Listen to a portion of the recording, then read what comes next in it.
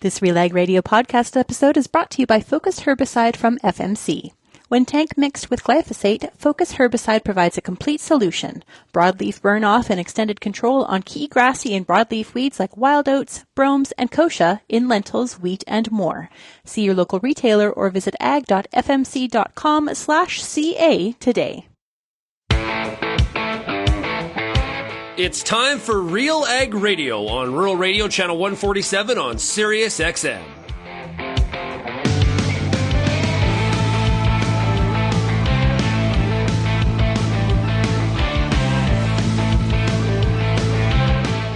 RealAg Radio and RealAgriculture.com is your home for insight and analysis of the issues that are impacting your farm business. Let's get real and get connected with RealAg Radio.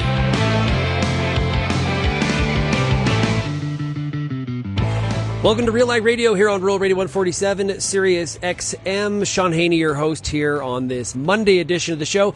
Thanks so much, everybody, for making RealAg Radio and Rural Radio 147 a big part of your workday. Also, a big shout out to everybody listening out there on the RealAg Radio podcast as well. Continue to tell your friends, your neighbors, your friends, your enemies. I really don't care. The more the merrier here in the RealAg community. We are broadcasting today from Commodity Classic down in Denver, Colorado. And we're in the AGI booth, as you can see if you're watching on YouTube. And make sure you go to aggrowth.com. AGI has an extensive portfolio. Now, a lot of times you maybe think of AGI, whether it's how to move grain, how to store grain, but there's a whole digital platform as well, really allowing you to take care of some of that inventory and manage it and make sure it's maintaining the highest of quality. What you put into the bin is what comes out of the bin. We're going to be hearing a lot about that here today on the program. So our guest list is going to be David Postill. He is Senior Vice President of AGI Digital. He's going to be talking to us about the overall market here right now. Like a lot of the audience, you know this, things are a little bit tight in farm country. I don't care if you're in the U.S. or in Canada. Farmers are really trying to figure out how to maneuver through this tighter environment. Now, what does that mean for some of the product line of AGI? David's going to talk about that and some of the ways that they're shifting and pivoting. You know, if you come into the booth here at Commodity Classic and you said, hey, I want to buy a brand new bin, they're going to sell you one.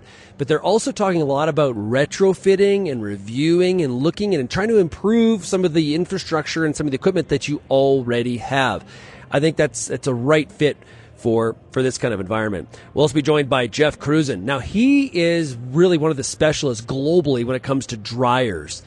And this is an interesting discussion. I want to talk to him about the economics of drying. And I'm thinking of a conversation that I had earlier this week with a couple farmers in Manitoba who were, I wouldn't say arguing, but they were discussing, hey, does it make sense to just use that commercial dryer for the corn? Or what if I had a dryer on farm?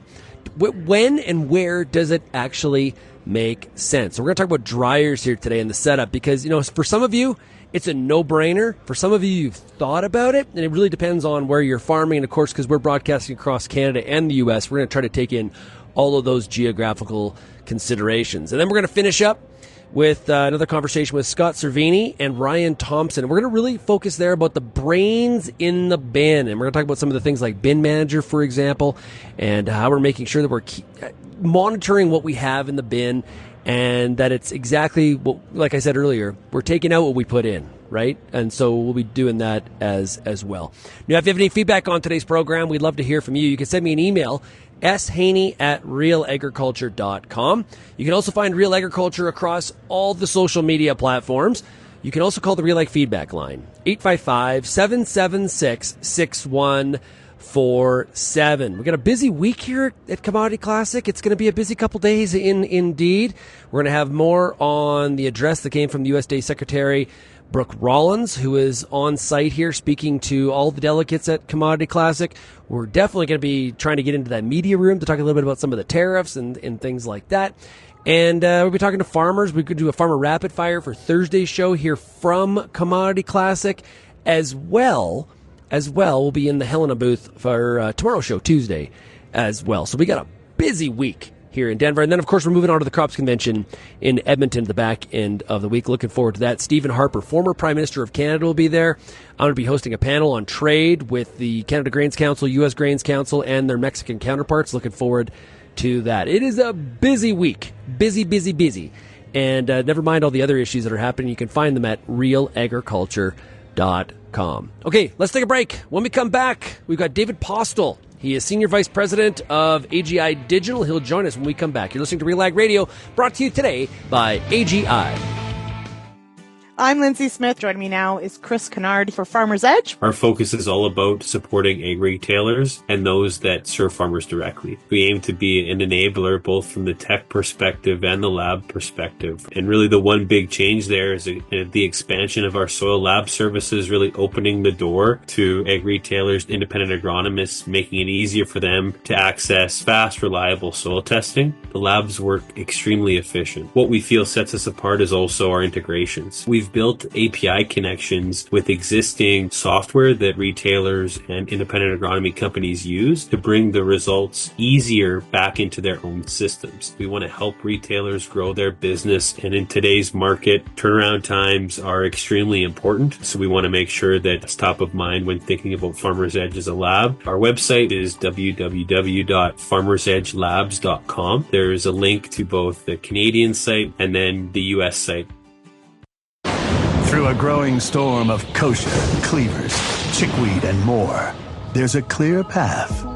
Introducing Oxbow, a versatile cereal broadleaf herbicide that gets the job done. Powered by Duplisan technology, Oxbow is your workhorse on resistant kochia and other tough weeds. With flexibility in timing, rates, and recropping options, your path is clear. Find your way on the path of least resistance at newfarm.ca/Oxbow. And welcome back to RealAg Radio, broadcasting here from Commodity Classic in Denver, Colorado. And of course, today's show is brought to you by AGI. We're joined right now by David Postill. He is Senior Vice President of AGI Digital. David, it's great to chat with you again. Great to be here, Shaun. Thanks for coming. Yeah, so let's talk about, why is this show, Commodity Classic, so important to your company? Well, it's a premier show, right? You have the associations bringing in really the best and the brightest, the thought leaders in the ag community. And so these are customers we want to have a close and tight relationship with. So state of the industry right now, I've been talking to audiences across Canada and the U.S., and there's a lot of concern out there in farm country related to profitability. Now, I think we're feeling a little bit more optimistic today than we were, say, mid-January. The market has come up to a certain extent. How are things from your standpoint right now, from a business aspect? Yeah, well, two things I would say to that. One of the good things about AGI is we're 30 years long now, and early on the founders said, let's diversify the catalog and diversify the geography. So for us, our business in Brazil, our business in India, our business across Europe and the Middle East, it's booming. Now, that is not like it is in North America, right? We've had an extended period of low crop prices, farm incomes are down, times are very difficult here in North American farming. So for us, we have to, to some degree pivot our thinking and thinking about, ways we can support the farmer community that don't necessarily maybe involve a whole series of new bin constructions a year. Parts, retrofits, repairs, accessories, areas of the business that can improve operations but don't come with the big capital outlay. Yeah, if you look at the Purdue CME Ag Barometer data and our Real Agri Studies data in Canada, and you look at, is now the right time to be investing in infrastructure on my farm? From a capital investment standpoint, it could be definitely a better environment, and probably that pivot to retrofitting and improving what you have is probably a good step by your company. Yeah, I think so. Now it's a bit of a tough pill to swallow because we'd sure like to sell some new bins, but we gotta lead with solutions that help the growers. So, and particularly in the areas where can we help improve efficiency? Can we help them lower cost? Can we drive more profitability through the farm? And we've got answers to some of those questions. So that's really our focus now. I got to ask you about threat of tariffs. We're going to talk about that. I would, maybe you could tell me, but how many tons of steel AGI is buying in a year? It's a lot. Okay, it's a lot. How does a company like AGI steer through the threat of tariffs right now? It's a tricky time, and I think there's really only one guy with the answer, and he doesn't really call me very often. So We have to. We're doing all the things we can do, right? So we're trying to build inventory where it's available, build common stock where it's available, and offer growers, the best possible pricing we can get. And everybody's reacting in the same way. People are going long on steel at current prices, and they're developing inventories. And everybody's kind of stuck in this same moment, going, okay, let's kind of just get on to it and figure out what it's going to be, and then everybody will adapt. What will happen to domestic producers? What will happen to international producers? I think the worst part right now is this sense of, I don't know what's going to happen. Yeah, a lot of times we talk about integrated supply chains, products moving back and forth. They're very much under the threat of tariff. You're operating around the world. And so is that, and I know you got to be careful here, publicly traded company, so I'm aware of that, but does that make it, the fact you're global, does it make it easier to get through this kind of a time period, or is it harder? Well, I do think we have some natural advantages, right? So I did mention business in Brazil, EMEA, India doing very, very well. So we're quite pleased about that. And so we can ride through the tougher times in North America. And ag is a cyclical sector, right? So this isn't the first time we've seen ups and downs. But we have to navigate it carefully, and that means being cautious here in the States, cautious with hiring, cautious with inventory builds.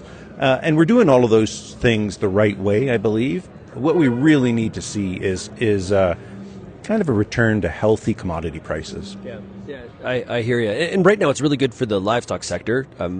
They're buying feed mills, and you're in that business as well too, right?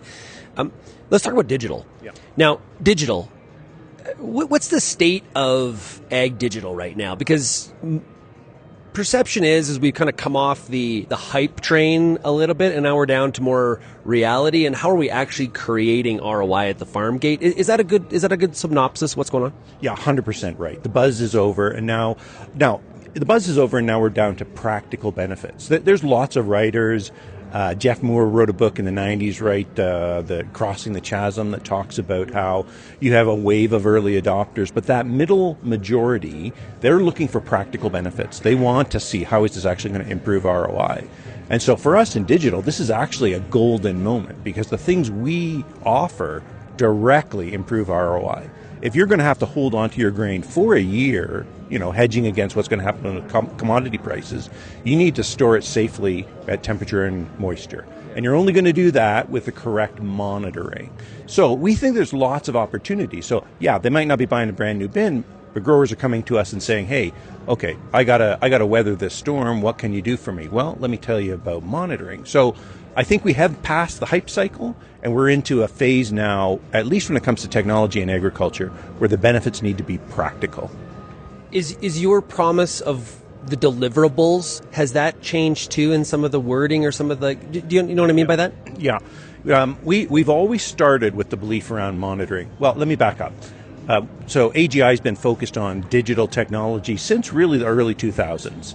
And our premise was smart equipment will make smarter decisions. So if the equipment is smart, if we can capture data, we can give that data to the farmer, they will make better decisions from that. So that's always been our premise of how we've wanted to go to market here. Now, we definitely have evolved and added new and relevant features as things have progressed. Everybody talks, AI and ML and machine learning and all this. We've been doing that for a long time, right? Right. So in some ways, what's new is old. It's that way in crop protection with challenges with weeds as well. So you're not alone in isolation on that one at all. Is what the farmer's looking for in digital, has that evolved as well? Yeah, for sure.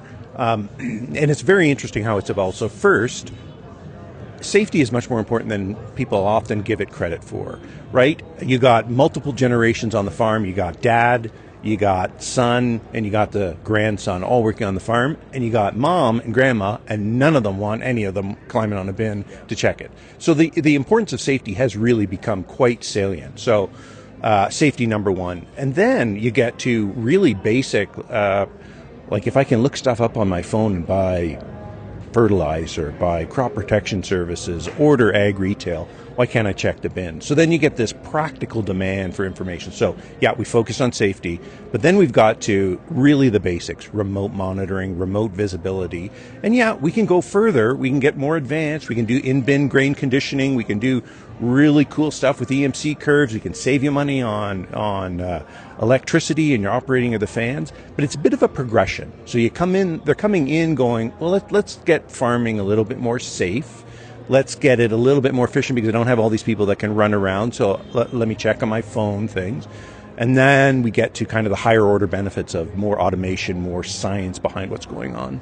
Well, and when we think back to like the 23 crop, where we had a lot of carryover into the 24 crop marketing year, prices were diving lower. And so farmers found out, man, I do not have enough storage on farm to give me the flexibility that I need. Now, there are areas of North America where there's a lot of storage. We can probably store 2 crops. Western Canada is a little bit, more so than Eastern Canada and Central Canada. But even in the Midwest, there is a lot of people that deliver at harvest. And so kind of all this ties together, the old school of having storage infrastructure and the new age of having the ability to monitor it. Because as we know, the costs are going up. The value of that inventory is worth a lot more to us, and the fact that your storage is getting bigger and bigger.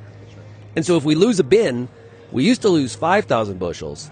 Now what are we losing? Like 50, 100,000 bushels, right? Without any try. I think your premise is correct. So the need for on-farm storage across North America is still quite great. We're seeing some interesting shifts around it, right? We are seeing a lot of activity on the commercial side. We offer a line of product of commercial grain bin monitoring that's doing just as well as our line that's targeted at growers. So there's a bit of a push and pull that's happening. Yeah, there's more room, I think, to grow on-farm storage, but there's a lot of off-farm storage that is still building. And these are big companies, big corporations, so they manage their capital budgets carefully. But we're seeing both parts of this market very active. I think we're just in a bit of a lull, but there's almost a bit of a push and pull that happens between the two of them. Are you still seeing the spend from farmers in the area of technology? This is one of the areas where we've seen an interest in cost cutting and cutting back, or is it more, yeah, they'll buy technology, but I got to be able to show them a return? Yeah, it's the latter. So you can get into bin manager, you can get in for a few $1,000s if you want, at the lowest possible cost. You can buy a fairly sophisticated system for, say, $15,000. And so it isn't a giant amount of money, but, it's a way to get in to try something. And, the ROI is so spectacular now, just on energy savings. The days of, loading your bin and turning on the fans for 2 weeks and then turning them off, like this system pays for itself just in the energy savings. Okay, before we wrap up here with you, new products, new threads that AGI is following, future diversifications, adding to that catalog. As you said, AGI is a company that was in a substantial growth mode for quite some time. People are expecting consolidation in the sector. What can you look to the future for? Yeah, there's so much. First, new products. So we are very focused in Lenexa, Kansas, where our operation is, on new product development. And that is playing around with things like AI. But we just recently launched at Jeeps in Kansas City our new commercial grain bin monitoring equipment. Fantastic, higher quality, more sophisticated, all sorts of benefits to it. And we'll continue to do that in digital as well. However, our focus has been international. So we're very excited this year. We're launching quite aggressively into Brazil with the AGI Bin Manager system, growing the business there. We've seen great traction in Australia. We've seen a lot of interest in Europe. So new products for us at digital are about really international markets right now. We have, at the risk of boasting on your show, we have the best bin monitoring product. It is the gold standard. Everybody, all of our competitors try to copy us. Our challenge here is just getting more market adoption, and that's happening. Growers are getting into it. With AGI writ large, we're really focused, particularly with our new CEO, Paul Householder, on efficient operations, improving our business performance, holding our margins, which are frankly better than anybody in the industry. Will we get back to acquisitions? Probably at some point. I think the word from the boss has been pretty direct that it'll be smart, it'll be strategic, and it'll be timely. Well, David, it's great to see you again, be able to chat with you, and really appreciate you having RealAg Radio and RealAgriculture here in the booth at AGI at Commodity Classic, and enjoy Colorado. Thanks, man. You are absolutely the best, and love to have you here and your audience listening. Thank you. Great stuff. Okay, we've got more coming up here from Commodity Classic from the AGI booth. We'll be back right after this. FP Genetics brings new seed genetics to Canadian farms, empowering growers to thrive in ever-changing conditions. We are committed to helping farmers thrive with superior genetics, developing customer strategies to build best practices, all tailored to individual needs. Visit fpgenetics.ca to discover FP's dynamic portfolio of wheat, durum, barley, oats, peas, and rye, and to contact your local territory manager. FP Genetics. Gain a genetic advantage. Experience the next wave. Farm smarter with SGS. Our expert seed testing ensures your crops start strong and thrive. From germination to vigor to disease testing, SGS delivers results you can trust. Plus, we've added new wheat midge refuge varieties perfect for seed growers. Need precision? Explore our seed testing packages with built-in savings. Call us today at 1-800-952-5407 or visit cropscience.sgs.ca. SGS, when you need to be sure. If you're applying a low-rate N stabilizer, you might be falling for a losing strategy. Low-rate products promise great results, but may lack the potency of higher active ingredient concentrations, so great isn't always what you get. Don't put yield at risk. Put your trust in proven solutions. Anval Nitrogen Stabilizer, Super U Premium Fertilizer, and Tribune Nitrogen Stabilizer from Koch Agronomic Services. These products offer higher active ingredient concentrations imitator brands can't match. See the difference at defendyourn.ca.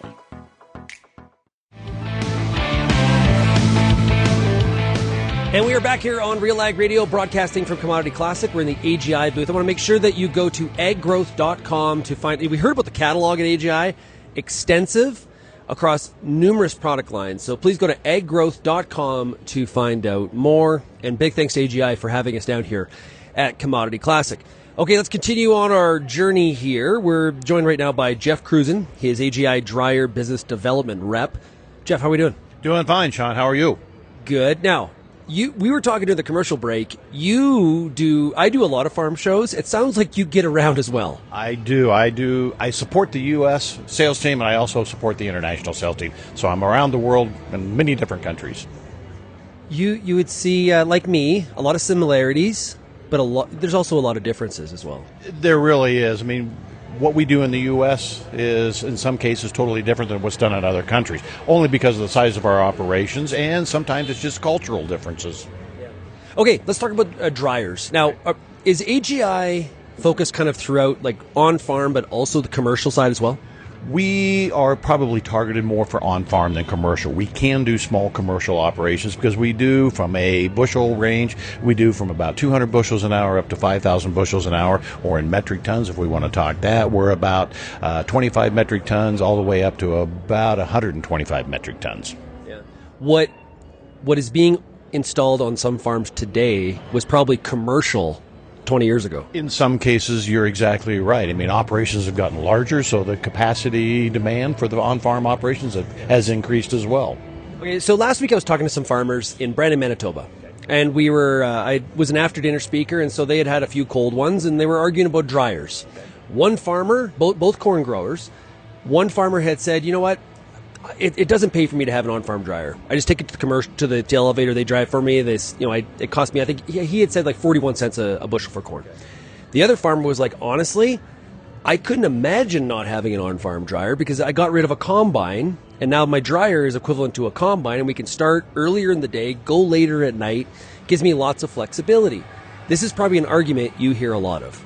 We do hear that quite often, and the big thing is with the dryer, it's almost like an insurance policy. It allows you that flexibility to start your harvest earlier and control your harvest operations. Weather doesn't become a factor at that point. We know we're going to have to dry some of it. We hope we don't have to dry all of it. The problem with taking your grain to a commercial operation to be dried is you're at their mercy. You don't have that flexibility. If it gets full, they have to shut down for the day. When you have your own on-drying facility or dryer, then you have total control about how your operation, how your harvest is going to move forward.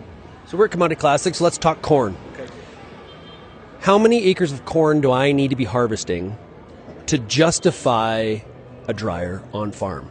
Do you have, am I thinking about this correctly? You are thinking about it correctly, but also it really doesn't really make any difference from an acreage standpoint, because your operation, maybe you have a off-farm job. You need to have that flexibility to harvest your corn, but still hold your off-farm job. So that dryer gives you that flexibility. That's why I say a dryer is going to give you so many options. So when we talk about this too, let's harvest start date. That's the other thing. Maybe you want to start, and I'm just going to throw a number out here. So we talk about September 5th. I know I need to start on September 5th because if I don't start that day, I'm not going to be done. That's how the large operations look at it. From a small farm operation, say they have 1,000 acres or 800 acres, but they also know they have a window of opportunity to get their harvest done. So that dryer gives them a lot of flexibility of how they want to, move forward with their operation. What kind of investment am I talking about? Because margins are they're tighter than they have been in the past number of years. So, what are the economics of that side of it? The investment side of it? I want to get my head wrapped around how much money I got to go to the bank for. Again, it's going to depend on your size of dryer that you're looking at. From a capital investment on a dryer, you're going to be somewhere on the low end in that $100,000 range. On the high end, you could be in that $800,000 to $1 million range on a dryer. Again, it's going to depend on the size of dryer that you're going to need and require for your operation. What's one of the most misunderstood things about on-farm dryers? What do you mean by that? Well, just where people they make an assumption, it's it's going to take 25 years to pay it off, or it's or it burns way. They think it burns way more natural gas than it in reality it does. Just things like that, things that people assume that aren't actually true. Well, in today's world, so we talk about the REAP grant. That's where we can show payback in about 5 to 7 years based on your investment by buying a dryer and drying your own grain, because we can show the fuel efficiency side of it. That's really the key. Do I need to have somebody operating it? Or can you set up some autonomy in some of the systems? No, you are able to operate the dryer remotely because we have an app that you're able to monitor your dryer from your phone, from your home PC or whatever.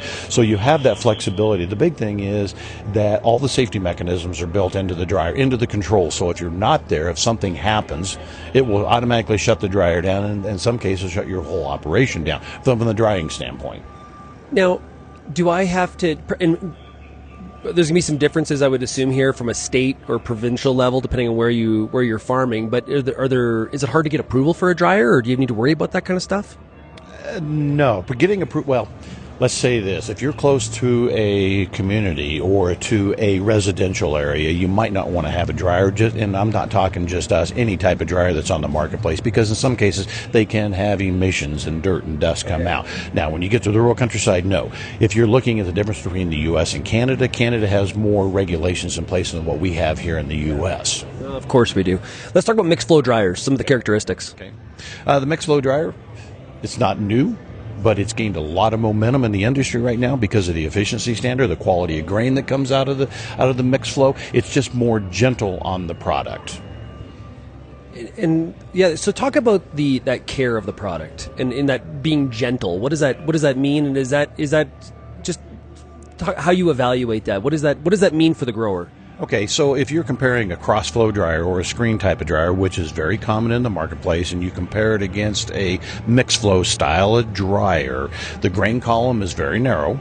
In a screen dryer, it's much wider in a mixed flow, about 32 inches, but the way the air and the heat is delivered across the full width of that grain column makes it more gentle on the grain. So we say, a lot of customers are going to say, you know what, I'm gaining test weight. Well, you don't gain test weight, you maintain that test weight. And that's where with a mixed flow dryer, you gain that grain quality, just the way the air and the heat is delivered. It's not pushed through it, it's actually delivered to it, and as the grain transitions down through the grain column, it actually mixes with the air and the heat. So that's where the word mixed flow comes in. The grain doesn't really twist, turn, however you want to say that, and then transition down the grain column. It's the way the air and the heat is delivered to the grain. Now, we were talking earlier with David and this focus on reviewing, repairing, replace, retrofit, like that whole idea with some of the tighter margins. Does that fit into the dryer discussion too? It does, because if your operation is getting bigger, sometimes you need to go to a larger dryer to adapt to your operation. You got to remember that the dryer is always going to be the bottleneck, because in some cases you can add a combine, you can add a truck, you can do this and that, but the dryer has its limitations, and depending on your operations, at some point you're probably going to have to increase. The old saying used to be, guess what? We'll get you once in a lifetime, maybe twice in a lifetime, because the life expectancy of a dryer is about 30 years. In today's world, the way operations are growing, we're now seeing customers come back that we may have the third, maybe even fourth dryer in their operations because it's gotten bigger and they demand more capacity. So I was just going to ask you this. Okay, so if I was doing a new install today, I think of a shop. Like, okay, here's how big of a shop we think we need, and then we have like a 1.5 times factor, 1.3. I don't know what everyone's going to be different, but we try to, because we can grow into it. Is that the same thing that happens on the dryer install? It does. I mean, today, let's say you're coming to me and you say, Jeff, what do I need for a dryer? I'm going to ask you three key questions. Number one, what's an average harvest day for you? And then we're going to say, what's a big harvest day for you? And then we'll size the dryer around that. We don't calculate it on a 24-hour day. We're going to base it on a 20-hour day, because we know that sometime during that time frame there's going to be a hiccup. The dryer's going to shut down. So we're going to plan for today, but we're also going to talk about where you're headed to in the future. Do you plan to see yourself adding a combine, adding an additional truck, or adding more acres? So then we try to look long term, because a dryer is a large capital investment, but you also need to plan where you're going to be, not where you are today. Oh, great advice. Really appreciate it. Anything else we need to know about dryers, Jeff? Not right now. Did we cover it that well? If you've got questions, reach out to us. We'll be more than happy to go through it. Awesome. Okay, great stuff. You can reach out to Jeff by going to aggrowth.com. Okay, we got more coming up here on RealAg Radio. We're broadcasting from Commodity Classic at the AGI booth, and we'll be right back right after this.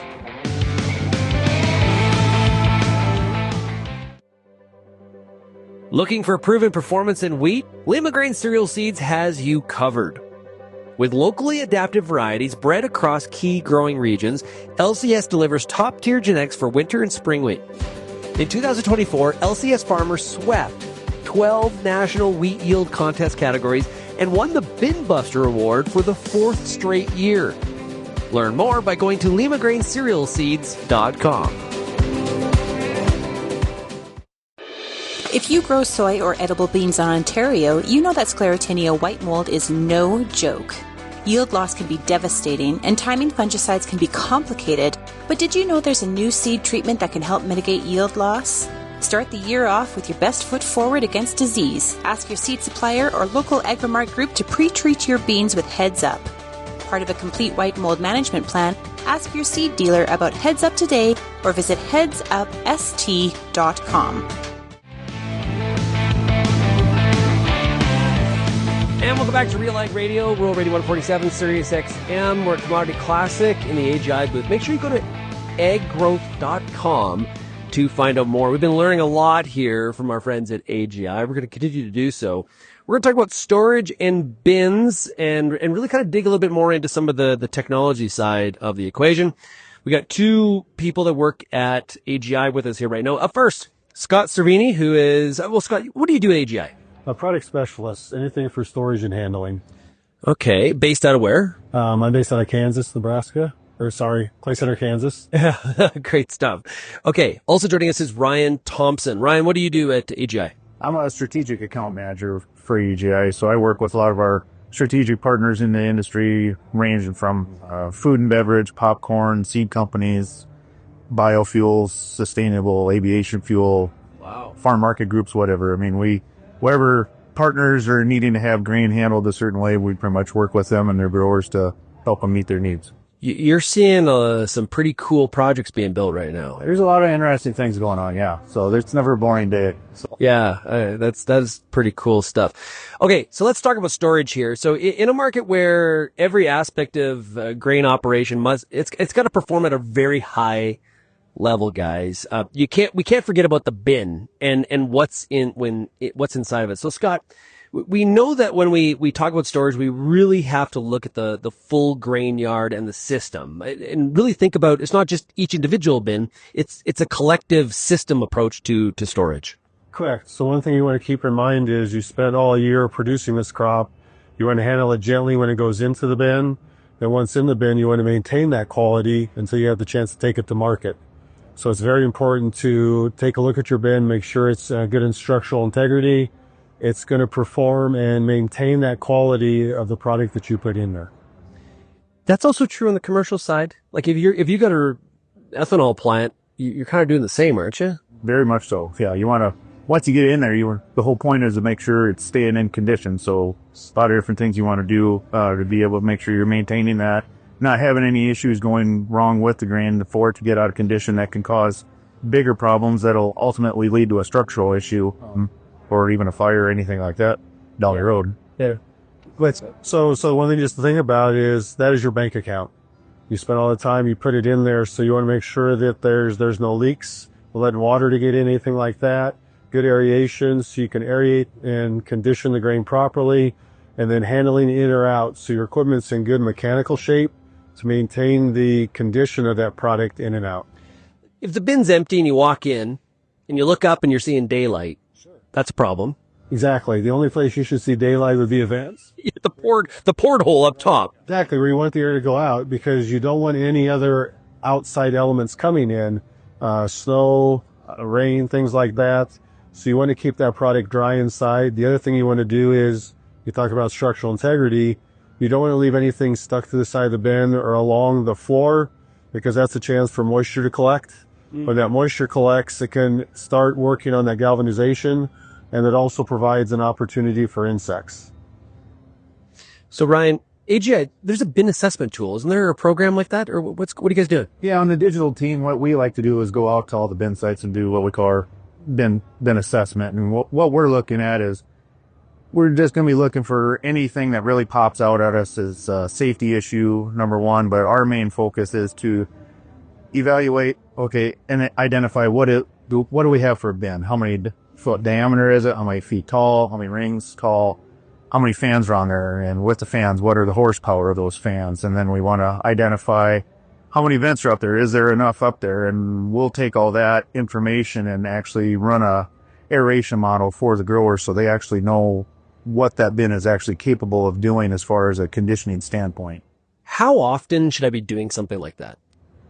Oh, I think it's one of those things, quite frankly, you should do it before you build a bin. I think all too often we'll have some scenarios where somebody buys a bin, but they don't really understand how much conditioning potential they have with that bin.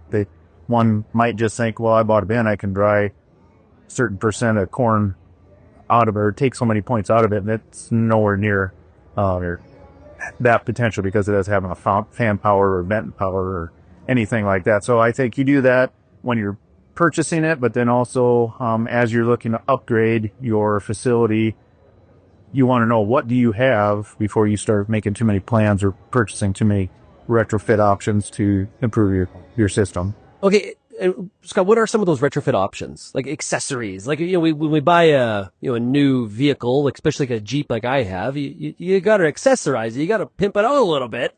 What can we do in a bin? So when you're doing a bin, something to think about, we talked about grain quality, right? And one thing is cost per bushel. So if you have a very simple auger, which has been around forever, is a very good job of moving grain in or out, but you can look at other options, a belt conveyor, chain and paddle conveyor. It will give you more longevity, lower maintenance, so your cost per bushel of owning that equipment is a lot less. Okay, and those are things, even if you've had that bin for 10 years, those are things you can do now. Exactly. So a bin is a long-term investment. When you start, you're setting up your system and you learn as you go. What is going to work better for me, and how can I improve what I'm doing now and get more return? So when we talk about updating to different products, what you're doing is you're going to get more return for long term. When I was talking to the AGI, like Aggie and Tatum, we were talking about putting brains in bins. Yeah. So from your standpoint, what does that mean? It means a lot of different things. Number one is going to be safety, because when you have the brains in the bins, when we have our bin manager system working inside a bin, a grower knows exactly what the temperature and moisture of the grain inside that bin is, so it eliminates the need for them to climb the ladders, the step, and get in the bin at all until it's time to empty it. So first and foremost, we want to look at it from a safety standpoint. From then, that's really just about the power of knowledge. When you know what's in your bin, you know what markets you can attack. If you get a call from a merchant or your local elevator saying, hey, I need certain percent corn, or I need this certain moisture corn, you know that what you have and you can deliver on that contract.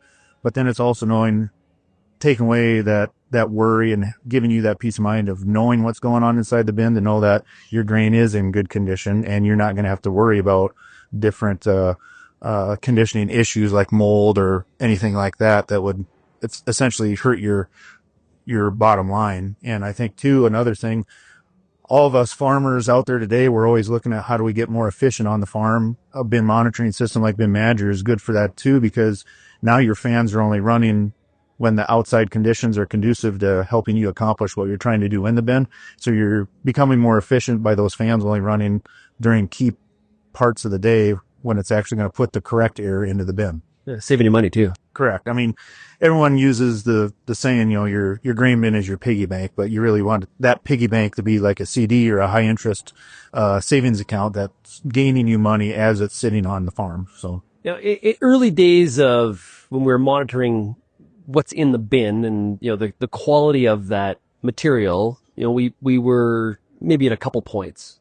In today's world, when we're monitoring, temperature and moisture and all the other things that we're being able to do in a program like, some of the like bin manager and stuff like that, how many sensors are we looking at? How many data points?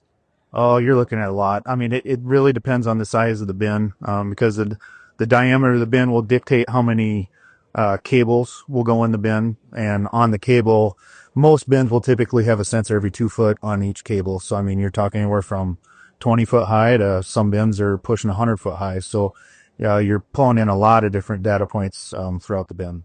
So if we had a problem where grain did go bad in the bin, which we're all trying to avoid, especially we get into the, a 25,000 bushel bin, like we're hurting our bottom line at that point. If grain goes bad in it, can it actually hurt the integrity of the bin itself? So if you have grain go out of condition, what it'll do, depending upon where that is, a couple things can happen. Is along the sidewall, it could stick to the sidewall. So it's going to retain some moisture along the sidewall and start affecting the surface galvanization. The other concern can be is when you go to start unloading the bin, because it unloads from the top down, as the grain starts funneling out, if that were to flake off the sidewall, it can get down over the center well where you're unloading. You cause restriction, which causes some operational concerns. So, as Ryan mentioned, being able to see what's in that bin, not only from the top if you were to look in the inspection door, but all the way from the top to the bottom where you can't visually see, those cables are your eyes. Yeah. They're helping you maintain that, not only for quality, but also conditions. So when you go to unload, you have no concerns. I can remember growing up on the farm where, there was this period in the year where it's like, oh, we got to go turn that bin. Yep. Do we still need to do that when we have these high-end monitoring systems? You want to do that a little bit. I don't think it's so much as turning the bin as taking the time to invert the grain, going from a peak to have that inverted cone. And you want to do that just because that's going to improve the airflow of the air from the fans going through there. It make a more uniform flow of air, because when we have the grain peaked in the bin, your air, that's a higher density underneath that cone, so the air just will naturally stay to the sides, where if you invert it and make your inverted cone, then that airflow spreads out more evenly throughout the whole bin, and you're going to greatly reduce the amount or the odds of having some grain go out of condition, get moldy. I think that's why some folks got in the habit of turning the bins, because if they left it peaked, that center spot, if that grain was a little bit wetter, you're going to get some clumping up and some conditioning issues. So what are some of the considerations before somebody puts in a bin monitoring system? Well, understand your goals. What do you want to accomplish with it? Do you have grain contracts that can't provide you a premium if it's in a certain condition? Do you want to if you're a grower that stores grain like soybeans or small grains, do you have the opportunity to make more money by rehydrating that grain? And that's another thing that goes to bin integrity. If you're trying to hydrate your grain, but you're not doing it the proper way, you're going to have some problems with your bin. You can cause some blowouts and things like that from grain swelling. So you just want to be mindful. What are your goals? What are you trying to do with it? And, I think those are probably some of the bigger things, but also with that is, versus just letting those fans run all the time. When you're looking at an automated system that's only going to run the fans when they need to, you're going to notice you're going to have a greatly reduced amount of over-dried grain, say like on corn. I used to hear it all the time when I was a grain buyer, a phantom bin loss. Well, typically it was because we were delivering less bushels because we over-dried. We might have been 2-3 points below the target. And that cost us money as well. So, I mean, those are some of the things I think most growers want to look at, but it's just like, again, power of knowledge. What do you have for a bin to begin with?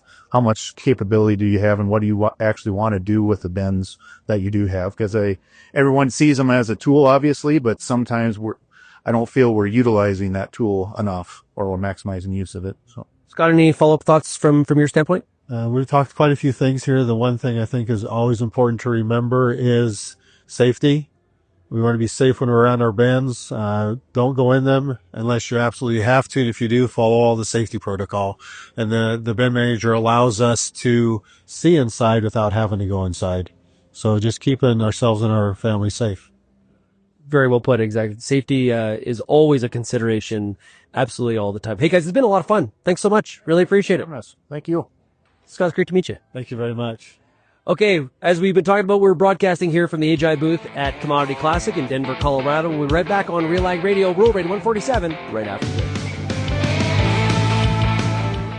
Co-op knows your community because we live here too. Our teams are your trusted partners with a range of expertise to help support your entire farm operation. And we're giving back. In the past 5 years, Co-op has invested over $1.1 billion in the prairies through building, upgrading, and expanding local facilities. And we've returned over $1.17 billion to Co-op members in the prairies. Co-op, we're all building something for the future.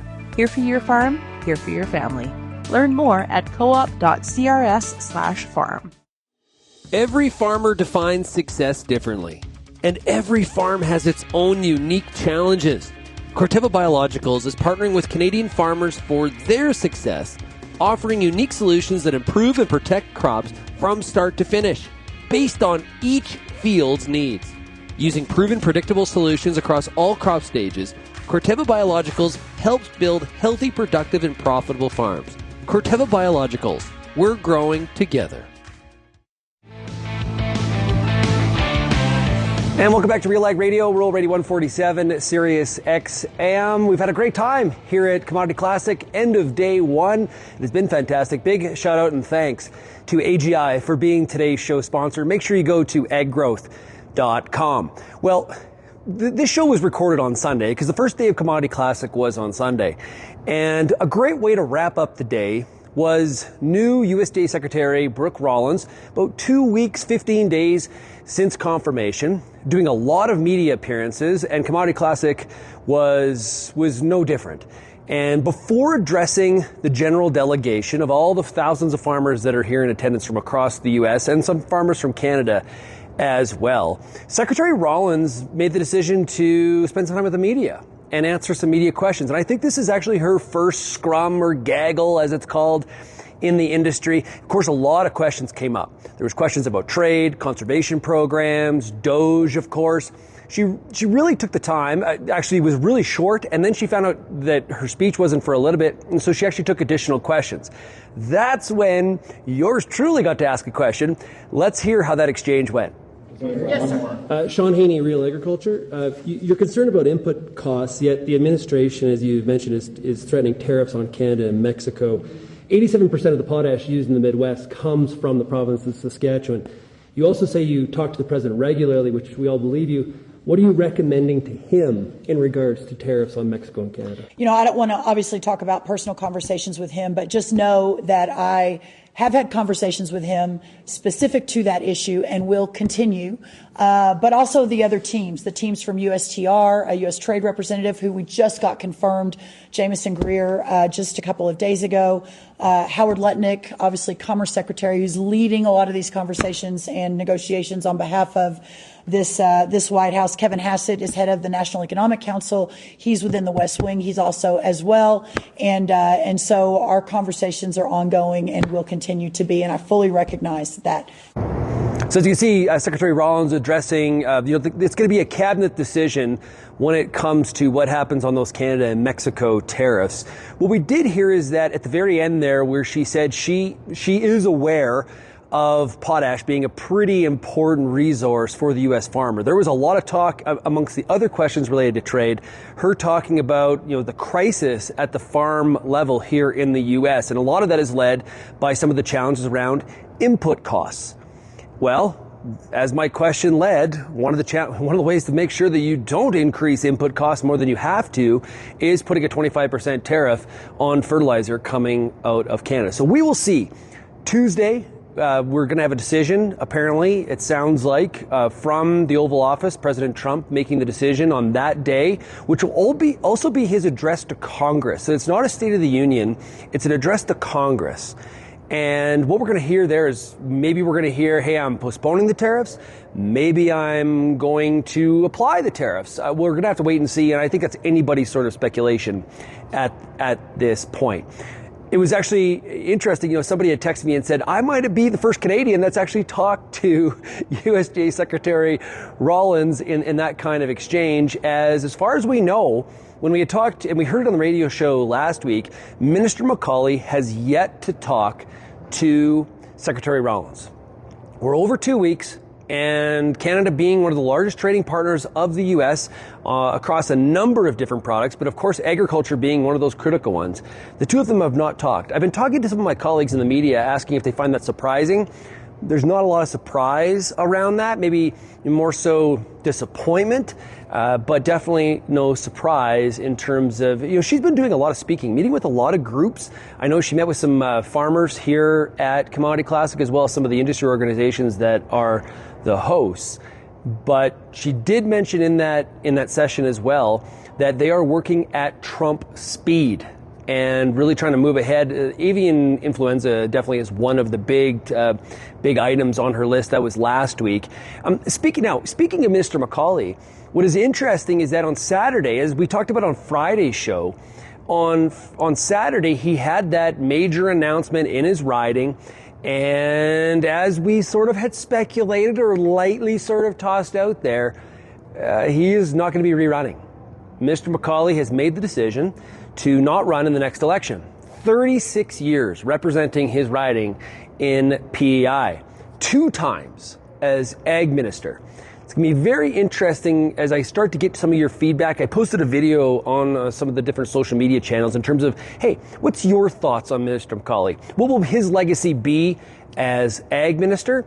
And I'm just curious. So keep that feedback coming. You can send me an email, shaney@realagriculture.com. Bern Tobin from Real Agriculture is also on location here at Commodity Classics. We're going to have a ton of coverage from the Classic and a lot of new pieces of equipment and features and all the stuff that Bern does when he goes to a trade show. I don't know, he may walk out of here with probably 20 to 30 videos. So make sure you check out our Real Agriculture YouTube channel or, of course, at realagriculture.com. Big thanks to AGI for being the sponsor, and we're going to continue here to focus and try to hammer in and try to get some insight on where the U.S. is going with its trade policy, specifically related to Canada. And we'll continue to do that, of course, here on RealAg Radio, as well at realagriculture.com. Now, if you have any feedback on today's show, maybe you got some thoughts on Minister McCauley, what we heard there from Secretary Rollins, we'd love to hear from you. Send me an email, shaney@realagriculture.com, or of course you can call that RealAg feedback line 855-776-6147, or find us across all the different social media channels. Big thanks again to AGI for being the show sponsor. Make sure you go to aggrowth.com. And tomorrow we'll be broadcasting from the Helena booth. So look forward to that as well. Cheers, everybody. Thank you for downloading this RealAg Radio podcast brought to you by Focus Herbicide from FMC. Lentil and wheat growers get a clean start this spring with Focus Herbicide. Along with early burn-off and extended weed control, Focus Herbicide provides excellent resistance management. See your local retailer or visit ag.fmc.com/CA today.